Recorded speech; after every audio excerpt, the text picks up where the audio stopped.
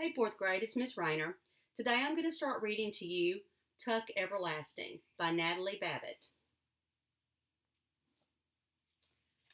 So we're going to start with the prologue. The first week of August hangs at the very top of summer, the top of the livelong year, like the highest seat of a Ferris wheel when it pauses in its turning. The weeks that come before are only a climb from balmy spring, and those that follow a drop to the chill of autumn. But the first week of August is motionless and hot. It is curiously silent, too, with blank white dawns and glaring noons and sunsets smeared with too much color. Often at night there is lightning, but it quivers all alone. There is no thunder, no relieving rain. These are strange and breathless days, the dog days, when people are led to do things that they are sure to be sorry for afterwards. One day at a time. One day, at that time, not so very long ago, three things happened, and at first there appeared to be no connection between them. At dawn, May Tuckett set out on her horse for the wood at the edge of the village of Tree Gap. She was going there, as she did once every 10 years, to meet her two sons, Miles and Jesse. At noontime, Winnie Foster, whose family owned the Tree Gap Wood, lost her patience at last and decided to think about running away. And at sunset, a stranger appeared at the Foster's gate.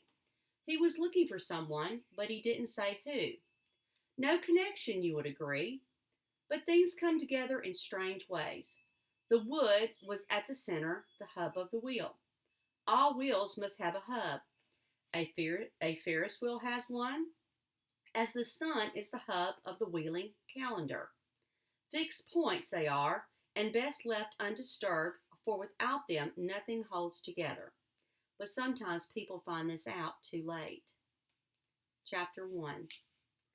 The road that led to Tree Gap had been trod out long before by a herd of cows who were, to say the least, relaxed. It wandered along in curves and easy angles, swayed off and up in a pleasant tangent to the top of a small hill, ambled down again between fringes of bee-hung clover, and then cut sidewise across a meadow. Here its edges blurred.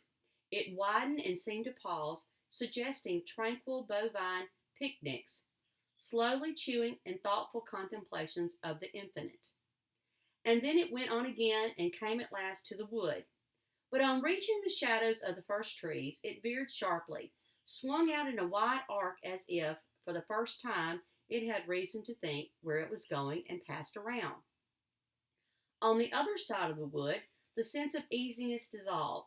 The road no longer belonged to the cows. It became instead, and rather abruptly, the property of people.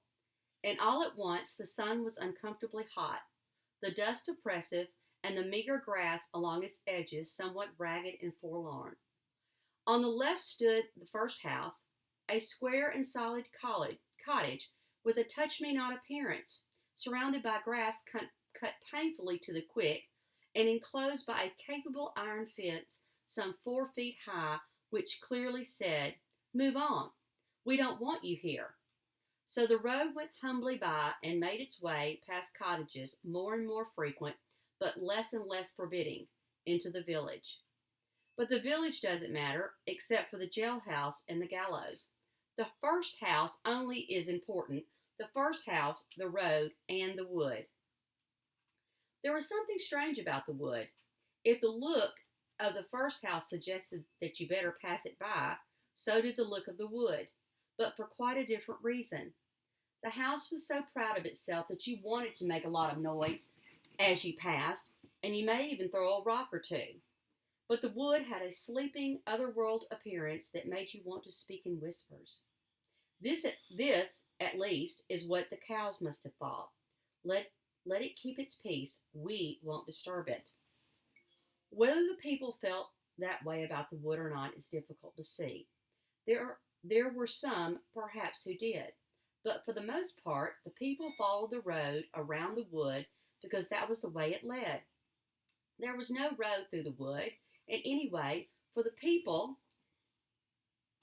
There was another reason to leave the wood to itself. It belonged to the Fosters, the owners of the Touch Me Not cottage, and was therefore private property in spite of the fact that it lay outside the fence and was perfectly accessible. The ownership of land is an odd thing when you come to think of it.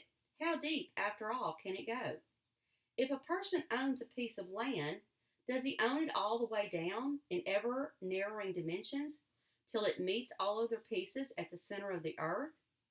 Or does ownership consist only of a thin crust under which the friendly worms have never heard of trespassing? In any case, the wood, being on top, except, of course, for its roots, who owned Bud and Bow by the Fosters in the Touch Me Not cottage, and if they never went there, if they never wandered in among the trees, well, that was their affair. Winnie, the only child of the house, never went there, though she sometimes stood inside the fence, carelessly banging a stick against the iron bars and looked at it. But she had never been curious about it. Nothing ever seems interesting when it belongs to you, only when it doesn't. And what is interesting, anyway, about a slim few acres of trees? There will be a dimness shot through with bars of sunlight, a great many squirrels and birds, a deep, damp mattress of leaves on the ground, and all the other things just as familiar, if not so pleasant, things like spiders, thorns, and grubs. In the end, however, it was the cows who were responsible for the wood's isolation, and the cows, through some wisdom they were not wise enough to know that they possessed, were very wise indeed. If they had made their road through the wood instead of around it, then people would have followed the road. The people would have noticed the giant ash tree at the center of the wood, and then in time they'd have noticed a little spring bubbling up among its roots in spite of the pebbles piled there to conceal it. And that would have been a disaster, so immense that this weary old earth, owned or not to its fiery core, would have trembled on its axis like a beetle on a pin. Chapter 2. And so at dawn that day, in the first week of August, May Tuck woke up and lay for a while, beaming at the cobwebs on the ceiling. At last she said aloud, "The boys will be here tomorrow." May's husband, on his back beside her, did not stir. He was still asleep, and the melancholy creases that folded his daytime face were smoothed and slack. He snored gently, and for a moment the corners of his mouth turned upward in a smile. Tuck almost never smiled except in his sleep. May sat up in bed and looked at him tolerantly. "The boys will be here tomorrow," she said again, a little more loudly. Tuck twitched, and the smile vanished. He opened his eyes. "Why do you have to wake me up?" he sighed. "I was having that dream again, the good one, where we're all in heaven and never heard of Tree Gap." May sat there frowning, a great potato of a woman with a round, sensible face and calm brown eyes. "It's no use having that dream," she said. "Nothing's going to change." "You tell me that every day," said Tuck, turning away from her onto his side. "Anyways, I can't help what I dream." "Maybe not," said May. "But all the same, you should have got used to things by now." Tuck groaned. "I'm going back to sleep," he said. "Not me," said May. "I'm going to take the horse and go down to the wood to meet them." "Meet who?" "The boys, Tuck. Our sons. I'm going to ride down to meet them." "Better not do that," said Tuck. "I know," said May, "but I just can't wait to see them. Anyway, it's 10 years since I went to Tree Gap. No one'll remember me. I'll ride in at sunset just to the wood. I won't go into the village. But even if someone did see me, they won't remember. They never did before, now did they?" "Suit yourself, then," said Tuck into his pillow. "I'm going back to sleep." May Tuck climbed out of bed and began to dress. 3 petticoats, a rusty brown skirt with one enormous pocket, an old cotton jacket, and a knitted shawl, which she pinned across her bosom with a tarnished metal brooch. The sound of her dressing were so familiar to Tuck that he could say without opening his eyes, "You don't need that shawl in the middle of the summer." May ignored this observation. Instead, she said, "Will you be all right? We won't get back till late tomorrow." Tuck rolled over and made a rueful face at her. What in the world could possibly happen to me? That's so, said May. I keep forgetting. I don't, said Tuck. Have a nice time. And in a moment he was asleep again. May sat on the edge of the bed and pulled on a pair of short leather boots, so thin and soft with age it was a wonder they held together. Then she stood and took from the washstand beside the bed a little square-shaped object, a music box painted with roses and lilies of the valley. It was the one pretty thing she owned, and she never went anywhere without it. Her fingers strayed to the winding key on its bottom, but glancing at the sleeping Tuck, she shook her head, gave the little box a pat, and dropped it into her pocket. Then, last of all, she pulled down over her ears a blue straw with a drooping, exhausted brim. But before she put on the hat, she brushed her gray-brown hair and wound it into a bun at the back of her neck.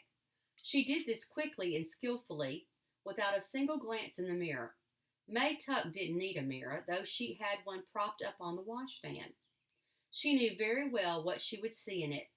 Her reflection had long since ceased to interest her, for May Tuck and her husband, and Miles and Jessie too, had all looked exactly the same for 87 years. Okay, guys, I will see you in chapter 3.